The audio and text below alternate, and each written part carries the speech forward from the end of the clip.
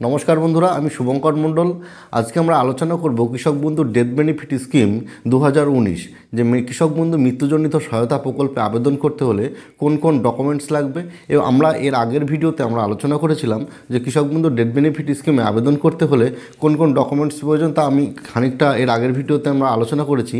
কিন্তু আজকে আমরা এই দ্বিতীয় পার্টে এসে এই কৃষক বন্ধু ডেথ বেনিফিট স্কিমে আর কোন কোন ডকুমেন্টস রিকোয়ারমেন্ট করে তা আজকে এই ভিডিওর মাধ্যমে আলোচনা করতে চলেছি। ভিডিওটি তাই খুব ইনফরমেটিভ হতে চলেছে, ভিডিওটি স্কিপ করে যাবেন না, পুরো ভিডিওটি দেখুন, অবশ্যই বুঝতে পারবেন কৃষক বন্ধু ডেথ বেনিফিট স্কিমে আবেদন করতে হলে কোন কোন ডকুমেন্টসের প্রয়োজন এবং কীভাবে আপনি কাগজগুলো সেট করবেন। প্রত্যেকটি বিষয়ে আজকে আমরা এই ভিডিওতে আলোচনা করব, তাহলে ভিডিওটি অবশ্যই পুরোটি দেখুন। তাহলে প্রথমেই বলে রাখি, এই কৃষক বন্ধু ডেথ বেনিফিট স্কিমটি পশ্চিমবঙ্গ সরকারের একটি প্রকল্প। এটি কোনো কৃষক 60 বছরের আগে যদি কোনো কৃষক মারা যায়, তাহলে তিনি অর্থাৎ কি তার পরিবার 2 লক্ষ টাকা এককালীন এই আর্থিক সাহায্য পশ্চিমবঙ্গ সরকারের পক্ষ থেকে পায়।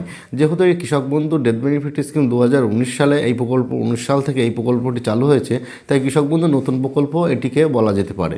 তাহলে এই কৃষক বন্ধু ডেথ বেনিফিট স্কিমে কোন কোন ডকুমেন্টস লাগে তা আমরা এর আগের ভিডিওতে খানিকটা বলেছি, তবু আরেকবার আপনাদের জ্ঞাতার্থে জানিয়ে রাখি কোন কোন ডকুমেন্টস লাগে।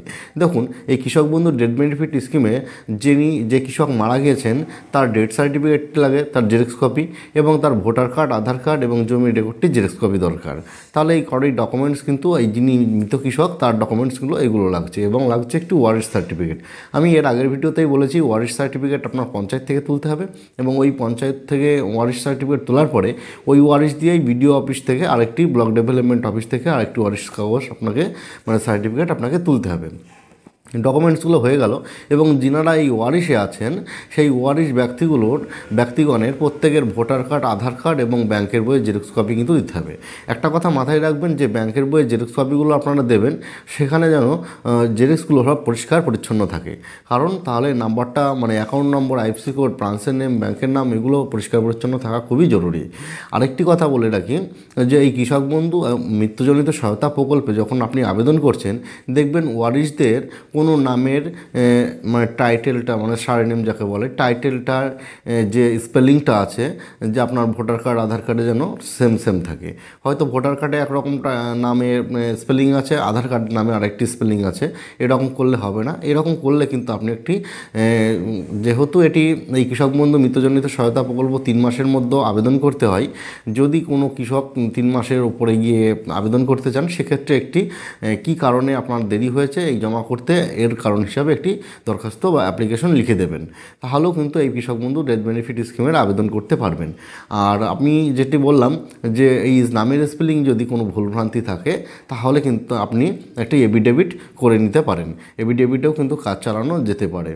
তাহলে এই ডকুমেন্টসগুলোর কথা আপনাদের জানালাম, কিন্তু এই ফর্মে আরেকটি গুরুত্বপূর্ণ বিষয় থাকে, সেটা হচ্ছে এনওসি। অর্থাৎ কি, আপনার একটি এনওসি দরকার হয়, যেটি শ্রম দপ্তর থেকে আপনাকে নিয়ে আনতে হয়।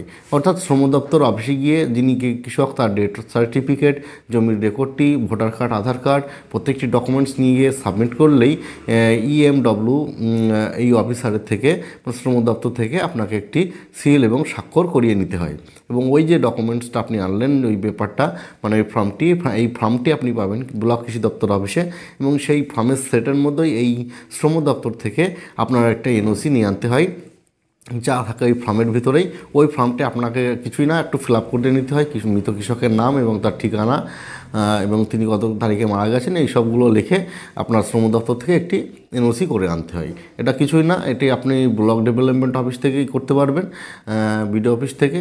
সেখানে গেলে সঙ্গে সঙ্গে এটা হয়ে যায়। আপনি এটা করে নেওয়ার পরে আপনার কিন্তু ডকুমেন্টস প্রায় কমপ্লিট থাকছে। এরপরের কাজ থাকে আপনার ফর্মটি ফিল আপ করা। দেখুন, ফর্মটি একটুখানি আপনাদের জানিয়ে রাখি, এর পরের ভিডিওতে আমরা আলোচনা করব যে এই কৃষক বন্ধু ডেথ বেনিফিট স্কিমের ফর্মটি আপনি কীভাবে ফিল আপ করবেন। ডকুমেন্টসের কথা আমরা এর আগের ভিডিওতে এবং আজকের এই ভিডিওটির মাধ্যমে আপনাদের সামনে খানিকটা তুলে ধরতে পেরেছি, এবং এর পরের ভিডিওতে আমরা আলোচনা করব কৃষক বন্ধু ডেথ বেনিফিট স্কিমের ফর্মটি আপনি কীভাবে ফিল আপ করবেন এবং সেট কীভাবে সাজাবেন। আর প্রথমে বলে রাখি যে এই ডকুমেন্টসের মধ্যে আমি তো বললাম যতগুলো, এবং সঙ্গে একটি করে প্রত্যেক ওয়ারিশের ফটো কিন্তু লাগে, পাসপোর্ট সাইজের একটি ফটো লাগে, এবং এই ডকুমেন্টসগুলো দিয়ে কিন্তু এই কৃষক বন্ধু ডেথ বেনিফিট স্কিমের আবেদন করা যায়। তবে এই কৃষক বন্ধু ডেথ বেনিফিট স্কিমে যে কৃষক মারা গেছেন তার পরিবার প্রত্যেকেই কিন্তু মানে 2 লক্ষ টাকা প্রত্যেকের সমান ভাগে ভাগ হয়ে প্রত্যেক ওয়ারিশ কিন্তু পেতে পারেন। এক্ষেত্রে অনেক সময় দেখা যায় কি যে কৃষক মারা গেছেন সেই কৃষকের হয়তো পরিবারের তিনি একজন ছিলেন আর কেউ নেই, ওয়ারিশ সূত্রে তিনি অবিবাহিত ছিলেন এবং তিনি মারা গেছেন। সেক্ষেত্রে কিন্তু তার ওয়ারিশ সূত্রে যেনারা আছেন, ভাই হোক, দাদা হোক, মা হোক, বাবা হোক, যদি মা বাবাও না থাকে, ভাই বোন যদি থাকে, তারা কিন্তু ওয়ারিশ সূত্রে এই টাকাটি পেতে পারবেন।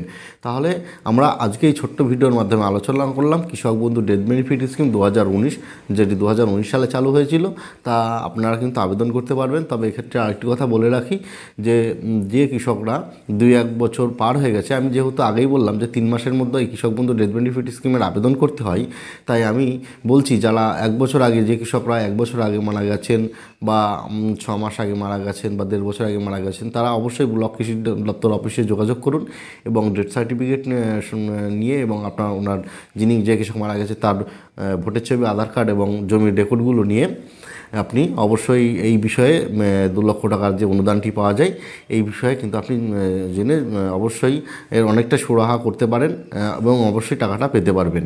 তাহলে বন্ধুরা, আমরা আজকে এই ভিডিওর মাধ্যমে ছোট্ট একটুখানি আপনাদের সংক্ষিপ্তভাবে জানানোর চেষ্টা করলাম যে কৃষক বন্ধু ডেথ বেনিফিট স্কিমের আবেদন কীভাবে করা যায়, কোন কোন ডকুমেন্টস লাগে, কোথায় গিয়ে কী করতে হবে। তবে আর একটা কথা আপনাদের এখানে বলে রাখি, যে ডকুমেন্টসগুলো আপনারা দিচ্ছেন জেরক্স কপি হিসাবে, তা সেই ডকুমেন্টসগুলোর প্রত্যেকটি কপিতে কিন্তু একটি অ্যাটেস্টেড থাকা জরুরি, গ্যাজেটেড অফিসার দিয়ে অ্যাটেস্টেড থাকতে হবে।